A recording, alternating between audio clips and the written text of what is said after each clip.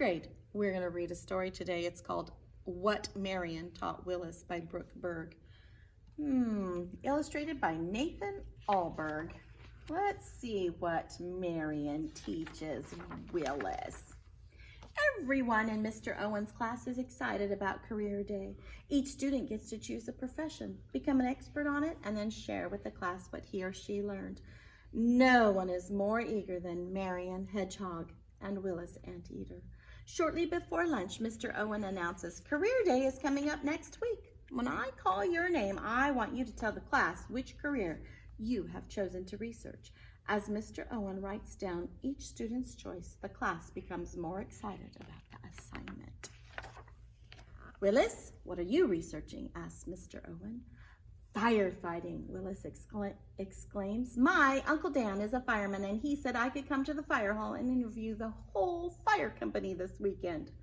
Ooh, that sounds just great, replies Mr. Owen. Marion, asks Mr. Owen, how about you? What profession are you researching? Not to be outdone, Marion proudly proclaims, being a librarian. Nothing is more exciting than being a librarian. You've got to be kidding, laughs Willis. There is nothing more dull than being in the library with all those old books. What are you going to do? Bring in a stack of books and read to us? That will be one boring speech. Willis, that is not the way we talk to each other in this classroom. Cuts in Mr. Owen. It's time to line up for hand washing and lunch. Willis, you will be last in line. It wasn't very nice, was he? All through lunch, Marion thinks about what Willis said. How could anyone think the library was a boring and dull place? So she decides to teach Willis the truth about libraries the very first chance she gets. Marion doesn't have to wait long. Right after lunch, she sees Willis. Marion, Willis calls, you're so weird, always running off to the library. Why don't you want to play kickball or something fun? Marion turns to him and challenges Willis. I dare you to come to the media center. Media center, another word for library, with me and see what I do there. I double dare you. You dare me? Why, you little book bug, sputters Willis. Look, there's a book bug. I think you're afraid to come to the media center with me because you know that I will prove you wrong, taunts Marion. I'm not afraid of you or anything in there. I just don't want to waste my recess. Wait till I tell everyone that I dared Willis to come into the media center and he wouldn't do it, Marion interrupts. All right, I'll come, Willis mumbles sourly. But hurry up, Ernie and I were going to play his Game Boy this afternoon. As Marion leads Willis to the nonfiction section, he says, why are we going here? I always get my books there. And he points to the picture books. This site is confusing. Marion doesn't say anything, just pulls Willis toward a section labeled 200. She picks a book and says, this book is like the original video game. Marion starts to tell Willis the amazing story. A guy named Perseus who went after a gorgon called Medusa who could turn a person to stone just by looking at him. As Marion talks, Willis sees Perseus, who looks just like him, swing his great sword to kill Medusa. It is a thrilling story, maybe even better than a video game. Willis wants to read on, but Marion says this is just the beginning and leads him to the 400s. Marion smiles as she pulls a dictionary from the shelf and says, remember last week when I called you dynamic and you got mad? Well, here is what it means. Powerful. So instead of getting mad, you could have come here and looked it up. Then you'd know it was a compliment. Anytime you want to know what a word means or how to say something in a different language, just look here. You think I'm powerful? Willis asks. Of course. Marion replies as she pulls him along to the 700s. You will like this area, Marion announces as she pulls a book with a picture of a guy flying off a half pipe on the cover. Skateboarding, Willis exclaims. Wow, I didn't know this was here. Are you telling me that I can find out about anything in this section? Marion grins and says, well, sure, just try it. Willis asks, okay, what about fixing my bike?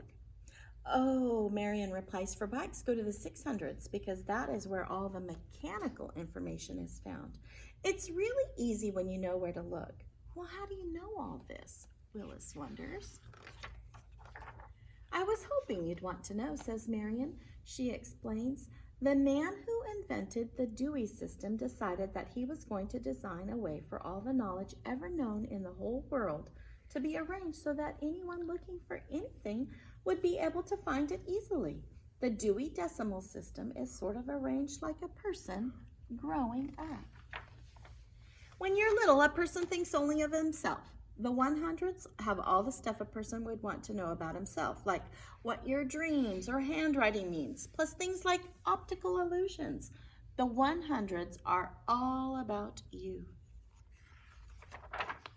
When you get older, you probably start to wonder where everyone came from. Books in the 200s explain the world and the heavens, all the religions and mythologies.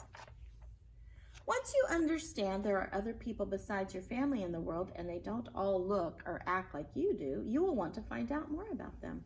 The 300s have all kinds of information about how people live and work. You could find information about firefighters, plus things like holidays and folktales. The 300s are all about the social world. You already know the 400s are about language. When you want to talk with the people you learned about in the 300s, that is where you look. 400. The 500s are the best. Everything you would ever want to know about science or nature is there. The dinosaur books, animal books, books about plants and planets and science fair projects, they're all in the 500s. Eventually you grow up and have to go to work. The 600s are sometimes called the technology books. I think of them as working books because it's where all the information you learned about, and the 500s is used to make or do cool stuff. If you want to know about plants in nature, you look in the 500s. But if you want to know how to grow a garden, you look in the 600s. Just like fixing your bike. Willis interrupts. I think I get it now. How wheels work is in the 500s and how to fix my bike is in the 600s. Exactly, Marion replies with a grin. When you are done working or have some free time, you'll want something fun to do. Go to the 700s because that is where all of the books about sports, games, hobbies, and music are found. Like BMX racing? asks Willis. That's right, laughs Marion.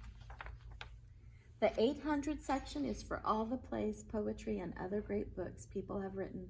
Actually, all the fiction books could be put in the 800s, but since there are so many of them, librarians usually just put them in their own section. You'll like the 900s. That's where all the books about countries and famous people and wars are kept. It's also where books about interesting stuff like shipwrecks and people surviving plane crashes are shelved. Wow, plane crashes? Blurts Willis. That sounds outstanding. Finally, Dewey had all this knowledge arranged and thought he was done, but realized that there was a whole category he missed. So he put all of the information like newspapers, encyclopedias, and mysterious things like UFOs and the Bermuda Triangle in the 000s, which, by the way, is pronounced 000s. Wow, this really is an amazing place, Willis says. Even the old books are surprising. I guess the library can be an exciting place when you know where to look. Will you help me find that bike repair book, Marion? Well, we can't now. Look at the time. But I can meet you here after school, Marion replies. Is recess over already? I was having fun. Okay, I'll be here after school. Race you to class. Oh, and look, Marion Hedgehog. This is the hedgehog that inspired her book, and she really has. Brookberg is a library media specialist in Detroit Lakes, in a little small town in Minnesota.